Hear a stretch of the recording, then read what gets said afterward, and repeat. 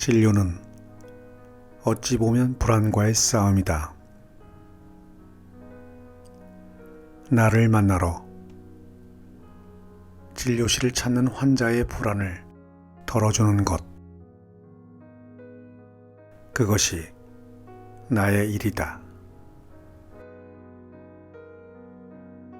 그들의 불안으로 나 역시 힘들기도 하고 때론 그 불안을 함께 해결해가며 기뻐하기도 한다.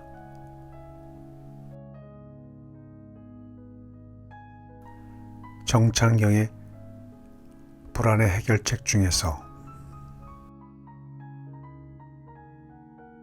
안녕하십니까? 오늘도 여러분 곁으로 찾아온 책엔 깜시입니다. 제남에서 출판한 오늘 작품은 김혜양 작가 외에 43명의 작가가 집필한 힘든 삶 속에서도 라는 작품을 가지고 나왔습니다. 환자들을 치료하고 돌보는 의사들의 시선에서 바라보는 가슴 뭉클한 이야기. 의사라 하면 하얀 가운에 환자와 교감보다는 치료에만 집중하며 병에 대한 냉정한 경고로 마음의 위안보다는 의사로서의 지켜야 할 것만 하는 각인된 이미지, 그리고 다가가기 힘든 존재라고만 생각하는 이 현실. 그럼에도 불구하고 누군가의 고통을 벗게 해준 의사와 환자들 간의 평소에 알지 못했던 이야기와 개인의 생각, 일상 등을 각각의 전문가로서 소소하게 담아주었으며 의사와 고통 속에 있는 환자 간 잊을 수 없는 순간을 봄꽃 같은 이야기로 풀어주고 있습니다. 어떤 대목에선 읽다가 잠시 생각에 잠기기도 하고 어떨 땐 코끝이 저려올 때도 있었던 이 책은 한국의사수필가협회에서 매년 합동수필집으로 발간하고 있습니다. 자, 그럼 11번째 수필집 따뜻한 그곳으로 가보겠습니다. 지금부터 본문의 몇 부분을 낭독하겠습니다. 오늘도 끝까지 함께 해 주십시오.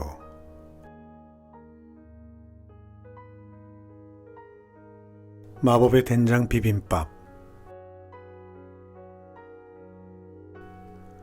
곽재혁.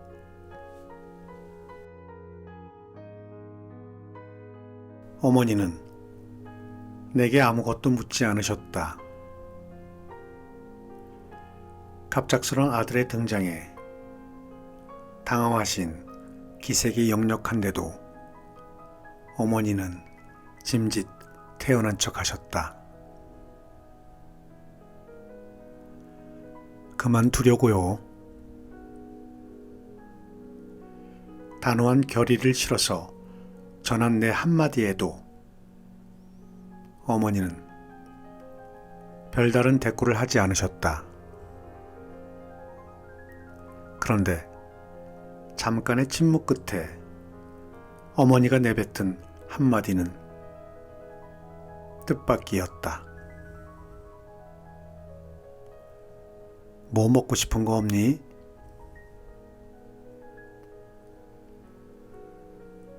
본가로 향하는 내내 어머니를 설득시킬 궁리만 했던 일이 무색하리만큼 그만 힘이 쭉 빠졌다.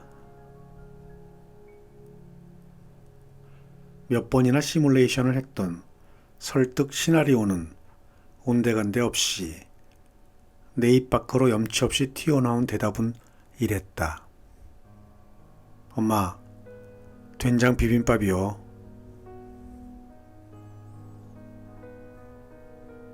나는 분당 차병원에서 수련하는 소아과 레지던트 1년차 신분이었다. 소아과의 극성수기인 12월이었던 데다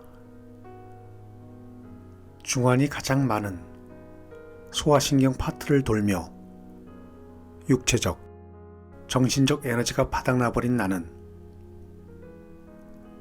야간 당직을 마친 후 아침 회진을 앞두고 병원을 뛰쳐나온 참이었다. 밤새 잠을 거의 못 잔 상태였기 때문에 어디 가서 자고 싶은 마음이 굴뚝 같았지만 소아과 레지던트 수련을 포기하겠다는 결심이 무너지기 전에 부모님을 꼭 배워야 한다는 생각에 대구 본가로 향한 것이었다.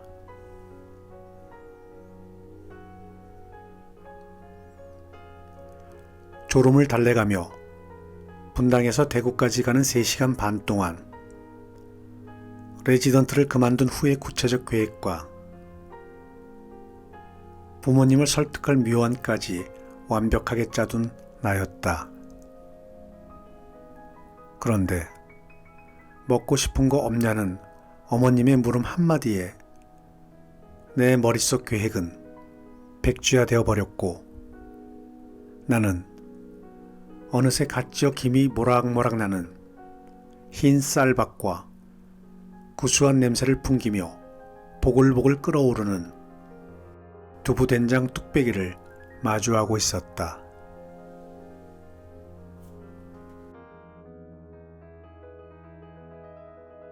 거의 무아지경 상태로 된장 비빔밥 한 사발을 뚝딱 비운 후 콧잔등에 맺힌 땀방울을 닦고 있는 내게 어머니는 이렇게 말씀하셨다. 다 먹었으면 어여 올라가자. 네? 지금요? 그래, 지금 당장. 아버지 퇴근하시기 전에 가야지. 아버지까지 하시면 일이 더 복잡해진다. 그 대신 엄마가 따라 올라가 주마. 운전해서 가다가 졸릴 수도 있으니까.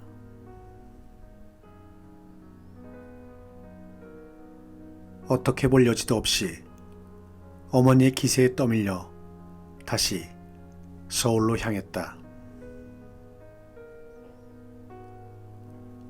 조수석에 함께 타신 어머니는 간간히 내가 졸지 않는지 확인만 하셨을 뿐 내내 한 말씀도 안 하셨다. 나 역시 단단히 준비했던 말을 한마디도 꺼내지 못한 채 묵묵히 운전만 했다. 나는 다음날 병원으로 복귀했다. 30시간 남짓한 일탈 행위로 인해 일주일 벌 당직이라는 혹독한 대가를 치르긴 했지만 나는 그 후로는 다시 도망치는 일 없이 무사히 수련을 마칠 수 있었다. 지금도 내가 소아과 레지던트 수련을 포기하려던 생각을 접고 병원으로 돌아가게 만든 힘이 과연 어디서 나왔던 것인지 나는 아직 다른 이유를 찾지 못했다.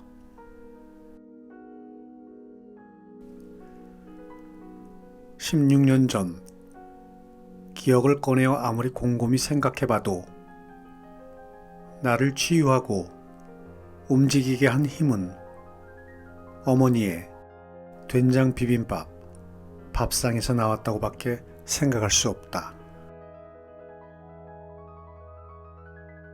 요즘도 두어 달에 한 번 정도 대구 본가에 내려가면 어머니는 한상 가득 진수성찬을 차려내시곤 한다.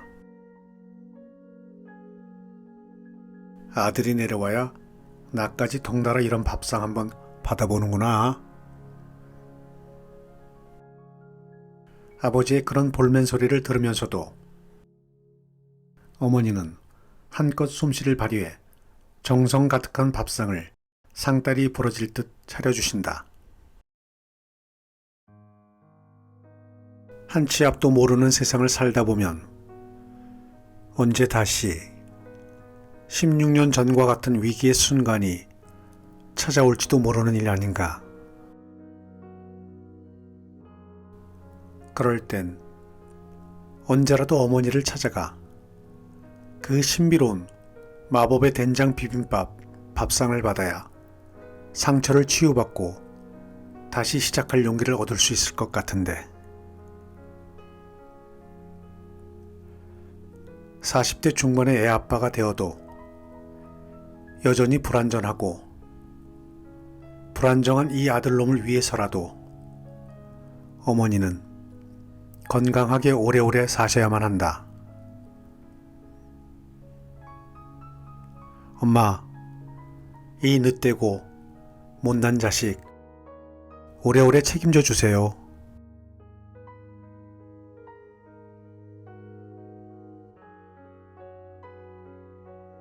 텅 빈 항아리. 이하린. 아마 중학교 시절이었던 것 같다. 인터넷이 없었던 때라서 책을 읽다가 좋은 글귀나 시를 발견하면 수첩에 깨알 같은 글씨로 적어놓곤 했다. 그러다 보니 가끔은 저절로 외워지는 시들도 생겼고 박인환의 목마 숙녀처럼 긴 시를 누가 먼저 외우나 친구들과 내기를 했던 적도 있었다. 지적인 욕구와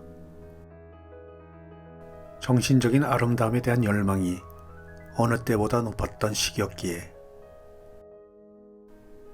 장문의 시를 외우는 것은 수학 공식이나 역사적 사건의 연도를 외우는 것보다 훨씬 즐겁고 쉬운 일이었다.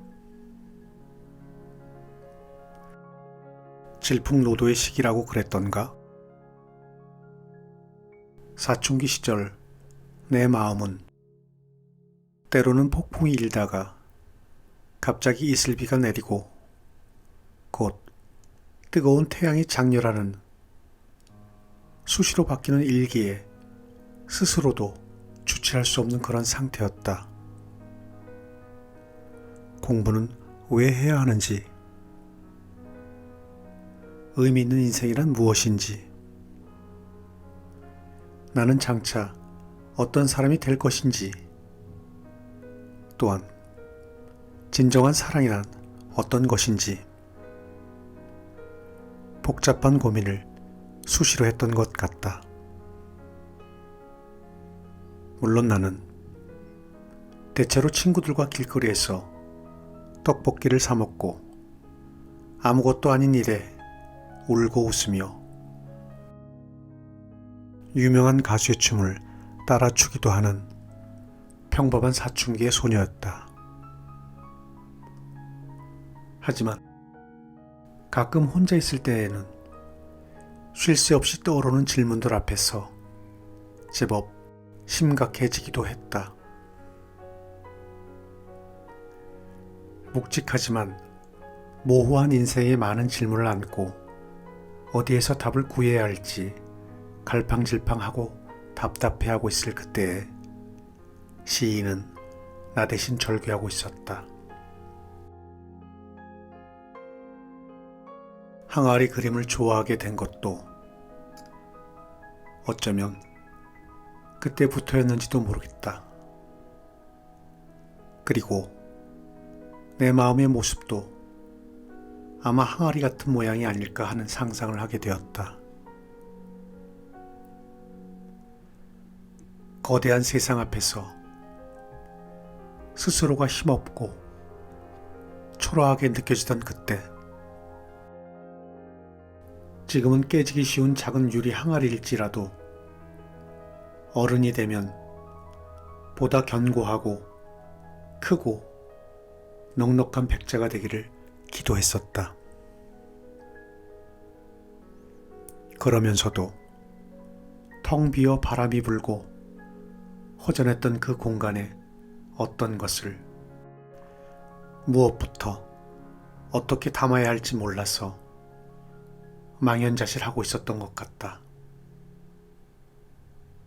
무엇보다 내 마음의 그릇이 크고 견고하기를 바랬고, 천천히 담더라도 향기로운 것을 담고 싶었고, 더욱더 그 그릇에 금이 가지 않기를 기도했을 것이다.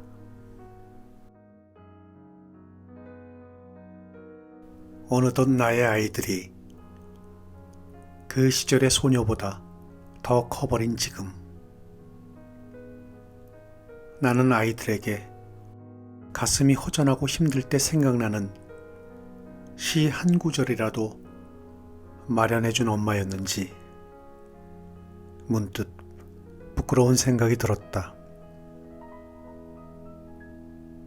안개 낀 울창한 숲길 같았던 사춘기에 내 마음을 다스리며 기도하는 법을 알려준 한 편의 시가 있었기에 나는 지금 이렇게 웃으면서 그 시절의 소녀를 기억할 수 있지 않을까. 굳이 시 구절이 아니면 또 어떤가. 하루에 한 번쯤은 하늘을 바라보고 등굣길 화단에 이름 모를 들꽃에게 말을 걸기도 하면서 어디선가 읽었던 글귀가 내 마음을 붙들어준 경험이 있었던 아이들은 거칠고 힘든 세상에서 만난 어려움에 누구보다 강인하게, 그러나 좀 더 너그럽게 대처해가는 힘이 생기게 될 것이다. 오늘은 새삼 시인의 마음이 되어 내 마음의 항아리를 들여다본다.